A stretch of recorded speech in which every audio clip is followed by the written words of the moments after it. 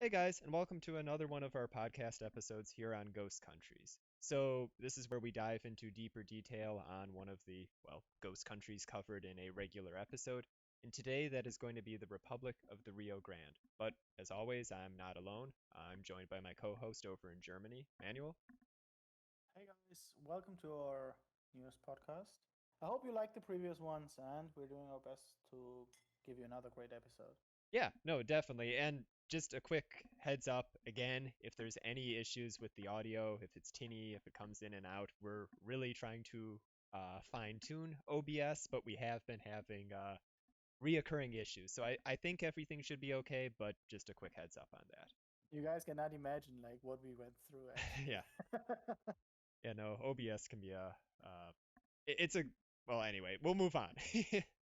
OBS is constantly trying to be difficult. So, yeah, Republic of the Rio Grande. I think it was a pretty interesting episode, and it's kind of interesting to see how the situation that gave rise to the Republic began all the way back with the Mexican War of Independence, which, just a quick heads up, was not one single coherent event, but rather a series of struggles that occurred over basically 11 years, eventually resulting in Mexican independence, among other things. But even then, you began to see the division between what you could term centralists and federalists within Mexico. And that division grew more and more over time. I mean, obviously, it came to a head when the Constitution of 1824 was, changed, and you had various pushes in the centralist government, such as the Seven Laws and other things, to create a centralist state. And from this, we had, a series of armed uprisings and rebellions in opposition to the centralist government of Santa Anna. And this gave rise to not just the Republic of the Rio Grande, but you had rebellion in Zacatecas in 1835. You had the Texas Revolution. You had rebellion in, I said Northeast Mexico, which is, the Republic of the Rio Grande, but there was stuff going on in 1836 in California, 1837 in what is New Mexico, Northwest Mexico, Tabasco. There was a rebellion in 1839. So there was a Really lot on of, fire. yeah, there was a lot of pushback. And then, of course, let's not forget you had the state of the Yucatan, or the Republic of the Yucatan, which popped up during the midst of all this as well. So, yeah, Mexico was on fire as a result of this push to centralize the state. Yeah. No, I agree. That's actually very interesting. That conflict between federalism and centralism, basically. Hmm. Um, and what I actually do also think, you mentioned that at the beginning, which is actually very cool when you think about this. The whole Mexican War of independence, and then actually even including Rio Grande, there was actually like a huge circle which you could actually Mm, draw because basically you had the War of Independence. I mean, basically there was not only, you said it was not only one event, sure. and was actually not only in this location, it was actually all over Southern America Oh, where definitely. countries were trying to break free from Spain. The reason for this was actually that Spain was conquered from Napoleon, Hmm. and you might ask yourself right now, okay, what is he trying to get to? Where is he trying to get to? My point is, Napoleon was influenced by the French Revolution, and the French Revolution was influenced, I mean, among others, by the American War of Independence. Hmm. And basically, we can draw the circle all the way up to Mexico and then to the Rio Grande, which is at the border to the nowadays in the United States again. So it's actually really interesting, like a huge circle from more or less 100 years. What influenced what? Oh, no, and Um, not to cut you off, but I was just going to say I agree. That's fascinating. And in the same vein, I think it's really kind of cool how there's.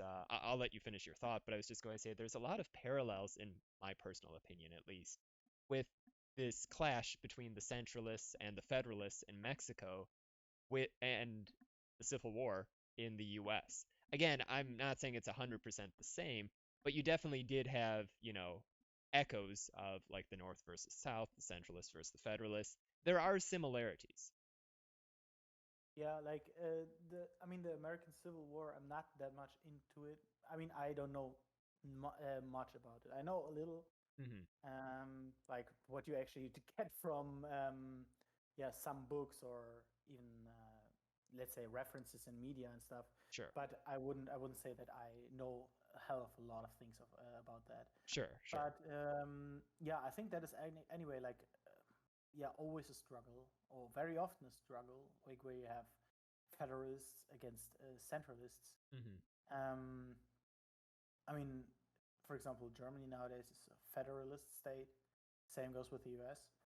Um, but like, for example, a centralist state nowadays would be France, I guess. I think that would be easily called a centralist state. But yeah, it's definitely interesting, this Mexican War of Independence and what followed it, and the empires which were created of it, and actually even the territory which it had, because let's say it, for U.S. citizens, or let's say people who live on the American continents, I think this is pretty, yeah, standard knowledge. But like, for example, for a lot of Europeans, it's like when they see a map of that time and they see, well, California and all that stuff was actually basically belonging to Mexico, then for a lot of people, it's like, oh, wait, that's why these names sound Spanish, which are like in that area, Los Angeles, Las Vegas, and stuff like that. Oh, sure, Um, sure. And it is San interesting to Diego. note, like you said, at the end of the, you know, Mexican War of Independence. I mean, you did have that short transitional government period, but you did end up with the Mexican Empire, which, as we mentioned in our video, ultimately failed and gave rise to the first Mexican Republic. But and it is interesting to see this, how one event led to another, and I mean that makes sense, obviously. But it was very much a time of change, and within that, you know, well, within all the debates and the chaos and what, now independent Mexico should be, you saw at the very, very beginning that clash, like I said, that division between the centralists and the federalists, and it just grew more and more over time until it eventually, as I said, came to the head under the centralist regime of Santa Anna and the, yeah. Yeah, I mean, for me, actually, I gotta say something. What I liked about this video actually a lot, is that you constantly had this kind of feeling like you're set into a Western movie. Um, I mean, not like a movie from the West, but Sure. about cowboys and Native Americans and stuff like that, or even the Texas independence. Hmm. It felt like that. I think it's because of the music which we use in the background, or as well the little clips that you found. I mean, you found those clips, and I think that this really, yeah, creates a good atmosphere for the episode. Mm. Well, And like, for example, that moment when there was that, how to call it, that trap, basically, I where the army of Rio Grande was basically going into. I had perfectly a scene in my mind, which was basically directly from a western, and yeah, so it was very easy to imagine all that stuff. Oh yeah, no, I get that, and there are some I guess you could say tropes almost to this episode of history, but I think what you just said is a good segue into um well, a main topic we're going to be discussing here. Why did the Republic of the Rio Grande fail? And in my personal opinion, and it was kind of showcased in those latter days of the Republic, it was simply they could not muster the number of, men, soldiers, materials, etc., that they needed to sustain this rebellion. Now, in the early days, the Republic did seem to have momentum on its side. Antonio Canales did win a series of, I mean, admittedly kind of small scale, but still strategic and important victories for, the Republic. And I do want to clarify, it was in those early days not necessarily the Republic per se. There was just this general Federalist uprising against the centralist state. Because as I had already mentioned, you had something known as the Seven Laws, which essentially replaced the Constitution of 1824, centralized the state, and reduced the autonomy and authority of all the, non-national governments within the Mexican state. So you did have this pushback going on, but and in those early days, it was more in that general theme before it eventually evolved into the Republic of the Rio Grande itself. But the point being is, even though there was some victory, even though there was some momentum, it was not capitalized on. Those gains later on were not pushed, and that allowed time for the Mexican army, the military, to reorganize and make its own offensive or counteroffensive, I should say, and they just never recovered from that. I mean, I don't really Yeah. see a way the Rio Grande could have recovered from that without a huge outpouring of support from the population, and probably even then they still would have needed outside support from like Texas, I think. Yeah, yeah, exactly. I mean, I was thinking, is there actually a way what Rio Grande could have done differently so they would have succeeded? I mean, from nowadays perspective, now, of course, because we know a lot more than the people knew at that time about the conflict, which how it evolved and stuff. Hmm. Um, but actually, I don't wouldn't really know what they could have done differently. I mean, we could say, yeah, they needed more support from yeah other forces and stuff. But just because you try to get the support doesn't mean you get it. Hmm. Um, like for example, the other powers were yeah not that keen to be um, dragged into this conflict here with Oh no. Mexico. No, and I mean the only real other power at play, you know, with the Rio Grande was Texas. And to your point, I mean, no, there was definitely benefit in having a buffer state. I don't think there's any denying that from a Texan perspective, but it would definitely not sit well with Mexico. And, Texas needed recognition of its own independence, and it did not necessarily want to anger Mexico and have them, uh, push a military offensive on their country or, republic. So the point being is Texas was very much doing a balancing act here. There were definitely those who were sympathetic, but they did not want to get dragged in, like you said. And the more overt their support would have been, which arguably would have been required, in my opinion, for the Republic of the Rio Grande to have some feasibility, the more they would have alienated Mexico, which already was not really, pro Texas in any way. But this would have made it more hostile and just threatened their own existence, I think. It would have been an existential threat to them at that point if it already wasn't. Yeah, exactly. So I can actually understand Texas position on this because right now it would be easy to say, oh, they should have helped, but it's mostly not that easy as it may seem on the first glance. Um, yeah, so I think there was no way for the Rio Grande. I mean, what they could have done by themselves to yeah stay on the winning side. I mean, you could argue, yeah, if Canales would have acted more quickly when he got his first victories, then maybe, but it's a big maybe because I mean things can change very quickly, and you never know. Like just because you got the momentum on your side, that doesn't mean it's long term. Oh, Um, exactly. Sorry, go on.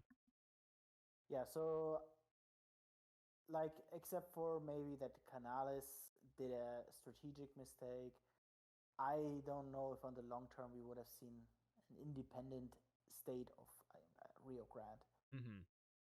No, I do agree with you there, but I do think there is because, like I said, the Mexican state was more or less on fire at that point. You had chaos and armed uprisings and rebellions going on in all different parts. Now these were all not at the exact same time, but still there was a lot of opposition to the centralist regime.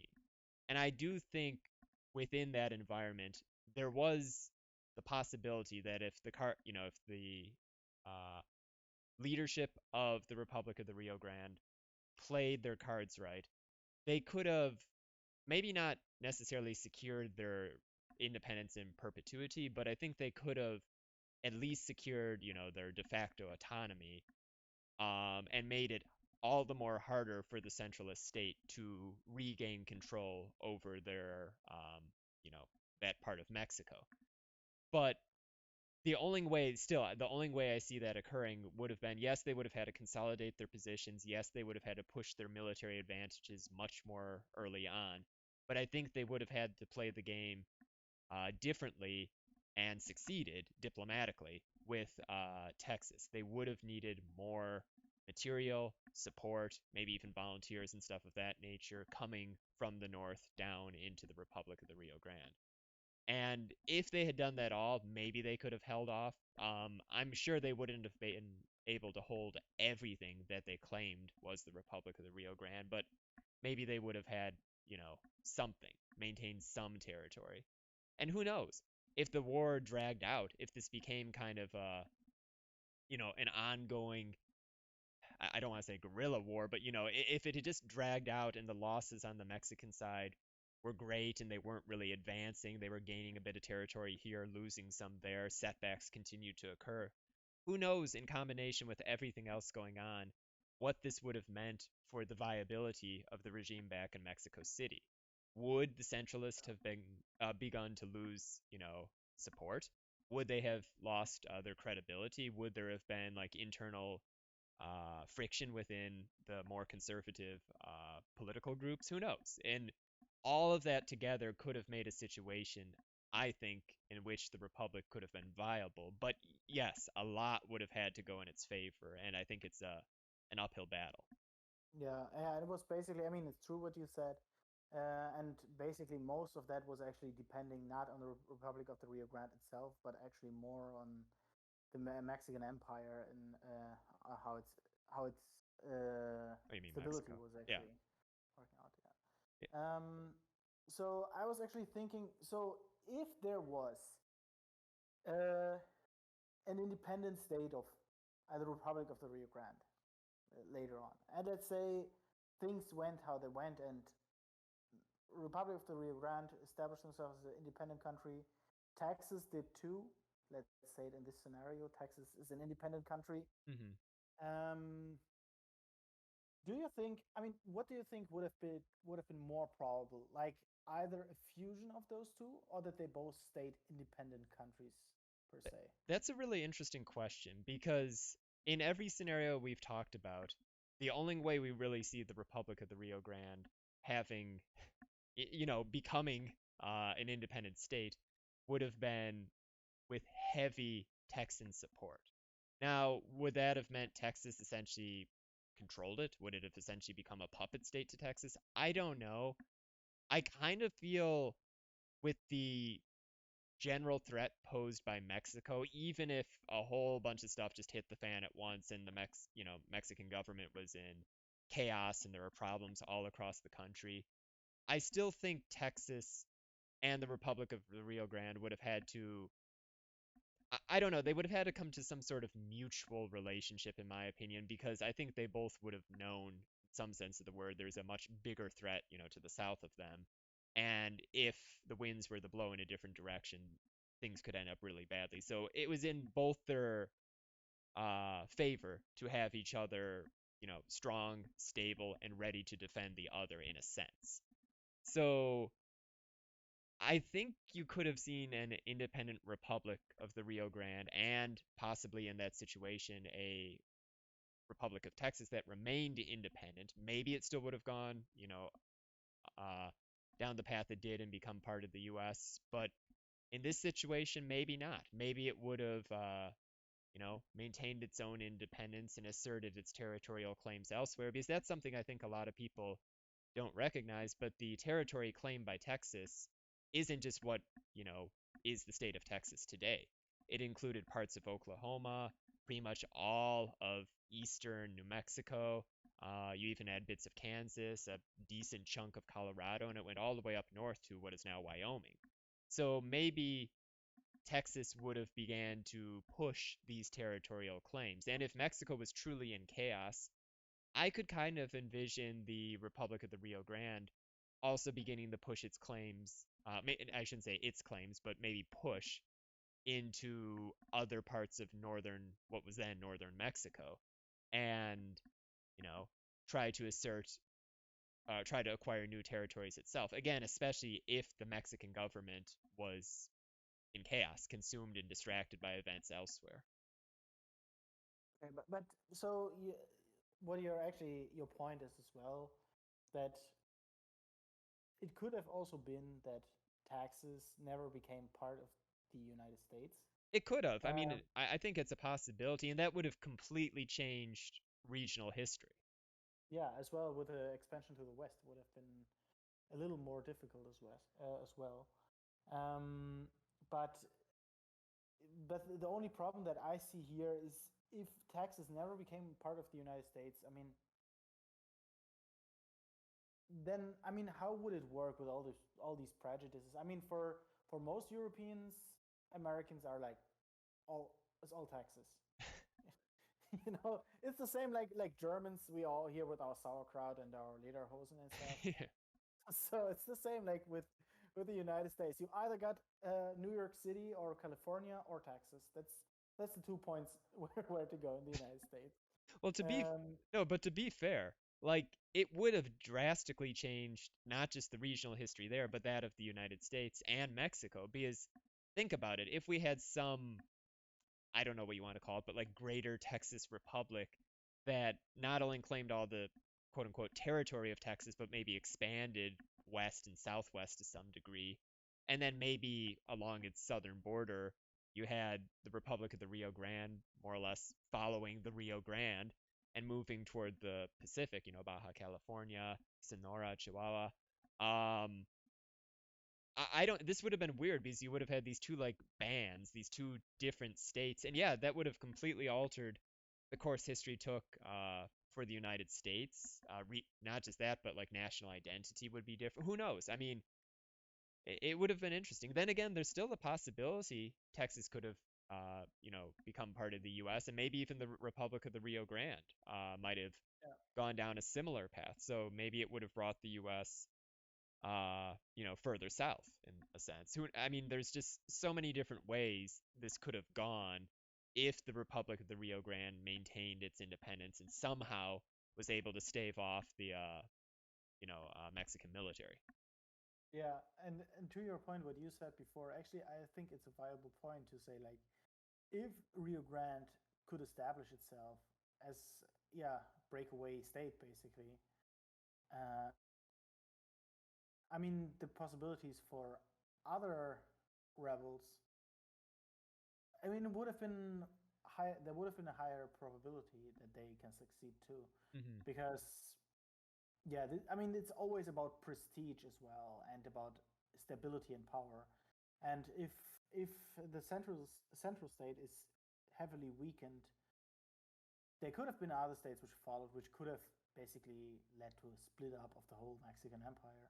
Yeah, no, Um, it could have balkanized. I mean, and it's yeah, not the only one to have done so throughout history. Like, oh, sorry, go on with your thought. I don't want to interrupt. no, but basically I was done. But no, it could have balkanized. I mean, essentially, that's what occurred in Central America. That was one polity at one point, and it over time fragmented and broke apart. And you could have seen a similar process have occurred in Mexico, especially if you compound all this, like, Texas, the first there was the Texas Revolution. Then let's just call it the, you know, Rio Grande or Republic of the Rio Grande Revolution. If Yucatan, Tabasco, some other places have been able to push their advantage as well, even if it didn't result in total independence, but if it just resulted in a very lengthy, costly, both in terms of blood and money, conflict for the Mexican state, I think you would have seen the regime losing, well, not just losing face, but losing its credibility. There would have been turmoil, I think, and it easily could have unraveled at that point. Yeah. Yeah. So yeah, this whole stuff is interesting, and as we always do, yeah, even in this podcast, we go a little into alternative history. So I know all you guys waiting out there, you all thinking like, okay, we stay in alternative history, but of course, the most obvious question is, so let's say Rio Grande established itself as an independent country. Texas does too. Mexico and the United States stay as they are. So, what would have happened if there was an alien invasion at that point? I Um, mean, it would have altered the whole situation there. yeah, it definitely would have. Oh No, my but gosh. coming back to our point, I think even the whole I mean, not colonization, but the whole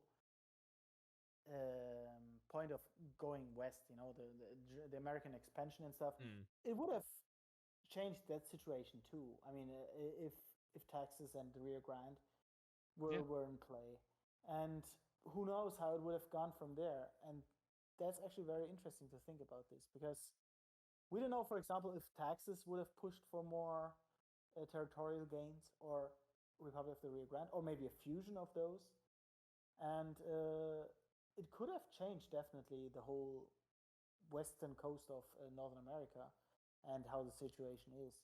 Oh no, definitely, definitely. And just going back for a quick second, what I was referencing in Central America was the Federal Republic of Central America. And actually, it is interesting how the breakup of that ghost state, which existed from like 1823 to 1841, if I'm correct, uh, in many ways does also parallel what was going on in Mexico during this period of time we're discussing. You had, the conservatives fighting against liberals and separatists who were seeking to secede, and ultimately, like I said, it did balkanize, it broke up. And it's not outside the realm of possibility that could have happened in Mexico. And then, kind of like you were just saying there, who knows? We could have had this greater independent Republic of Texas. We could have had this Republic of the Rio Grande that maybe encompassed more territory than the, ultimately unsuccessful Ghost State did. You might have had a whole bunch of other little independent republics and entities pop up uh, throughout what would have been Mexico. It could have been a completely different situation, and it would have definitely altered the history, not just of Mexico and Texas, but the United States, the region, and in many ways, probably the world.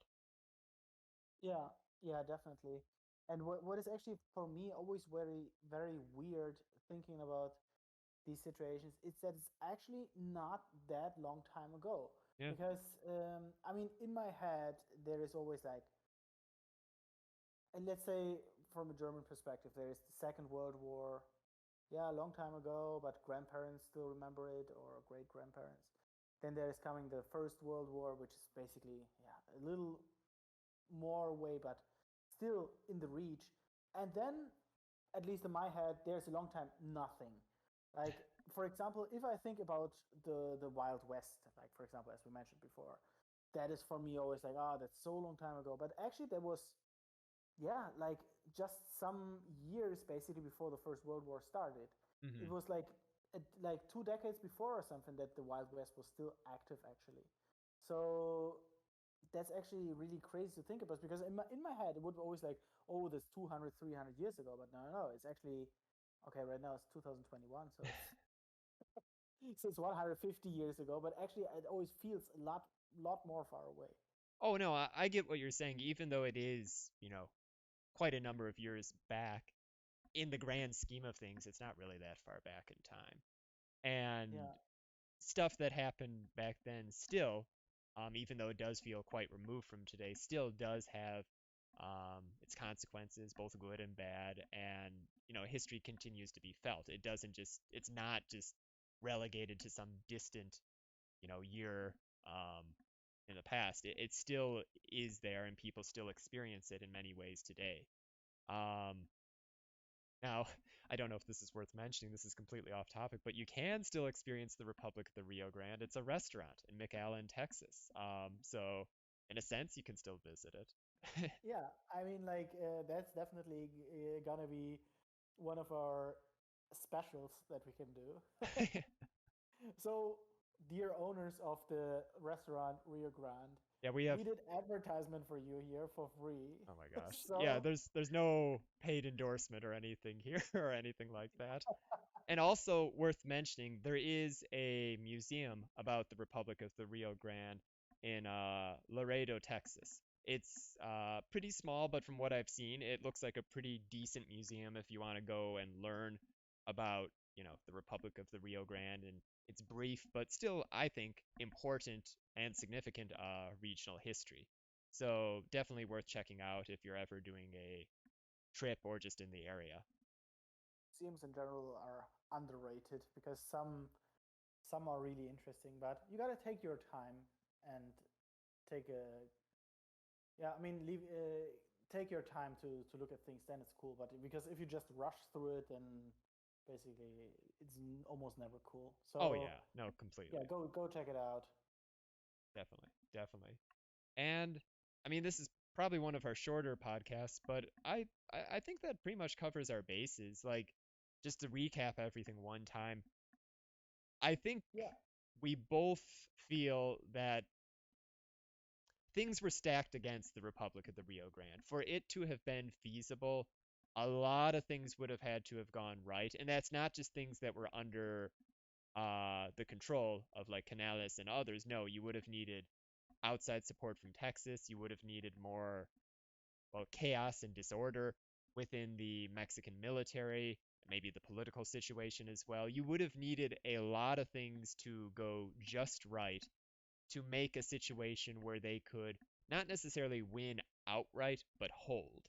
And then, yes, we could have gone into all the alternative history we talked about, and maybe it would have gone in a completely different direction we haven't anticipated. But it does seem for this ghost country, um, the odds were against it. It was just it it had a chance, but it needed a lot of things to go just right. yeah. I completely agree with that. So the situation was difficult, and you would have basically needed a perfect situation to be able to gain independence. Yeah, yeah. But nonetheless, I think it was a very interesting event in Mexican history or southwestern regional history. And I do think, like I said, it's very interesting. We didn't touch much upon it, but to see those parallels between what was going on in Mexico with the Centralists and the Federalists and what was going on in time with the United States and also Central America. I mean, you had a very similar situation there that ultimately led to the breakup of the Federal Republic of Central America. So it's interesting to see that within the broad political zeitgeist of the time, similar, maybe not exactly the same, but similar themes were, I don't know, in occurrence.